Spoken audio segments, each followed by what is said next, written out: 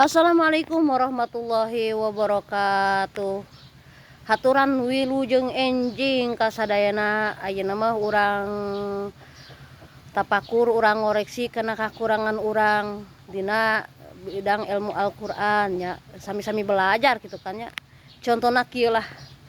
Bisa oge urang nyeun karedok lamun sadia bahan bakuna seperti bonteng, kacang, engkol, terong, suuk, ayeuna naon deui gula, pecin, uyah, bawang bodas gitunya.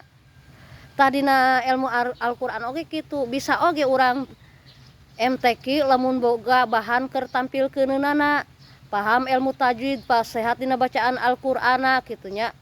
Sakantenan lamun dihiasi ku suara anu merdu tah, tapi da urang sing emut belajar Al-Qur'an teh sanes ayeuna karena MTQ, tapi urang belajar Al-Qur'an teh nyaeta sejak mengurangi kabodohan, menambah kapinteran. Amin ya Allah ya rabbal alamin. Sakitu anu kapihatur. Assalamualaikum warahmatullahi wabarakatuh.